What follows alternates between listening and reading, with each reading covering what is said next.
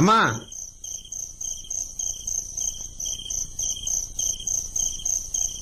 వందనాలమ్మా. వందనాలయ్యా. రండయ్యా.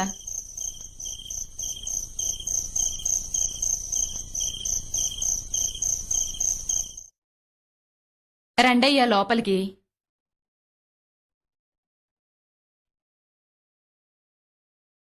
ఏమ్మా పోయిన ఆదివారం కూడా ప్రార్థనకు రాలేదు? పనుండి రాలేకపోయానయ్యా, ఊరికెళ్ళాను. అదే మీరు రాలేదు కదా అని ఎట్నున్నారు చూసి ప్రార్థన చేసి పోదామని వచ్చానమ్మా. అలాగే అయ్యా. నాయన అడిగిపోయినాడమ్మా. బయటకెళ్లారయ్యా. పిల్లకాయలు బాగుంటారు కదా? బానే ఉన్నాం. సరే అమ్మా, ప్రార్థన చేసుకుందామా? సరేనయ్యా.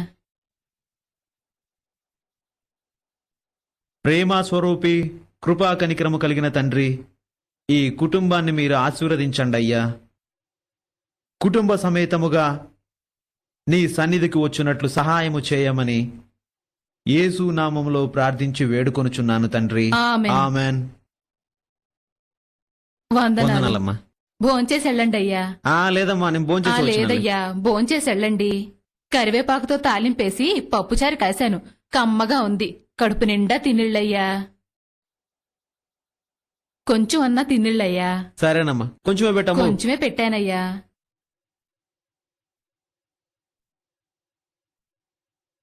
ఇంత వద్దమ్మా, ఇంత తినలేను గాని ఇప్పుడే తినొచ్చాను, కొంచెం తీసేయి. చాలమ్మా, కొంచెం పప్పుచారు పోయి.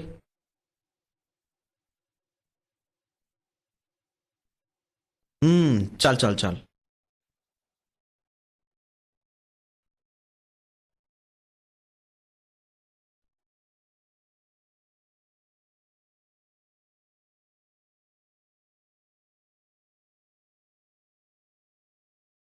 పిల్లలు అడిగిపోయినారమ్మా? పిల్లలు మందిరం దగ్గరికి వెళ్లారు. అట్నా?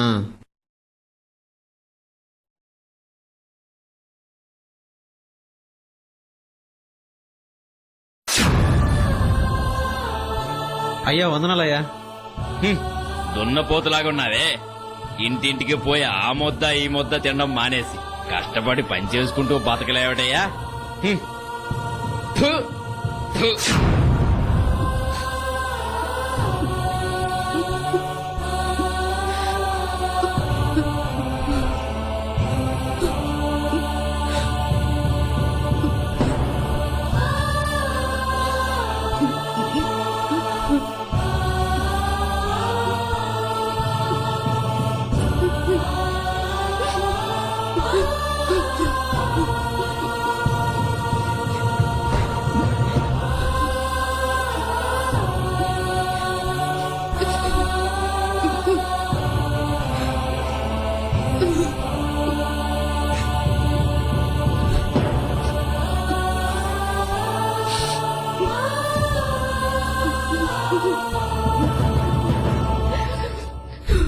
అమ్మా వందనాలమ్మా, పోయిస్తాను.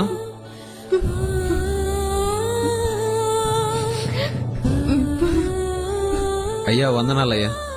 సరేలే, వెళ్ళు.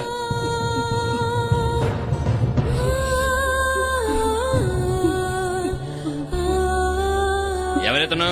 పాస్టర్ గారు. చిన్నోడాయన బాగా ఓర్పు ఉన్నట్టుందే. ఆయన చాలా మంచోడు. ఈసారి ప్రార్థనకి వెళ్ళినప్పుడు నన్ను కూడా తీసుకెళ్ళు. తీసుకెళ్తాను.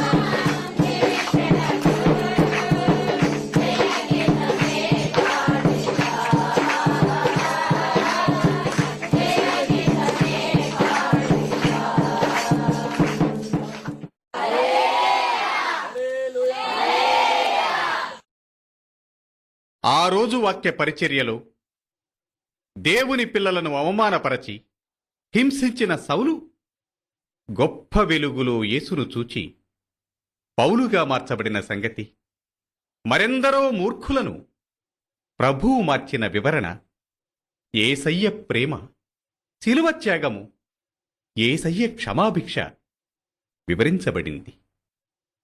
ఆరాధన అనంతరం తినే పళ్ళెం దగ్గర ఉమ్మివేసిన వ్యక్తి ఆయన భార్య ఏసన్నను కలిశారు. వందనాలయ్యా. వందనాలండి. నిన్న మీరు మా ఇంటికొచ్చి భోజనం చేస్తున్నప్పుడు ఏదో తెలియక ఉమ్మేశాడయ్యా. ఆ తర్వాత మీ ప్రేమని బట్టి మంచితనాన్ని బట్టి ఆయనలో చాలా మార్పు వచ్చిందయ్యా. నువ్వు ప్రార్థనకెళ్లేటప్పుడు నన్ను తీసుకొని వెళ్ళు, నాకు కూడా ప్రార్థన చేయించు అన్నాడయ్యా. అందుకని మంచిది, తీసుకొచ్చాను. నన్ను క్షమించండి అయ్యా. పర్లేదు దాన్ని ప్రార్థన చేద్దాం.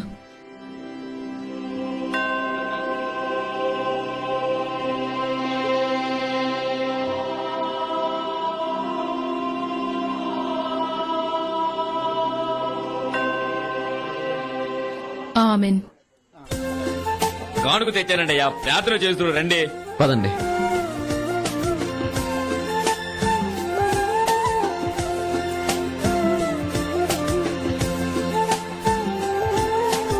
ఇదిగోనయ్యా, ప్రార్థన చేయండి. ఆమెన్. వందనాలయ్యా. వందనాలయ్యా. 2 సార్లు ఉమ్మివేసి మూర్ఖంగా ప్రవర్తించిన వ్యక్తి 2 బస్తాల ధాన్యం కానుకగా ఇచ్చారు. 3 సార్లు ఉమ్మివేసి ఉంటే 3 బస్తాల ధాన్యం కానుకగా తెచ్చి ఉండేవారు.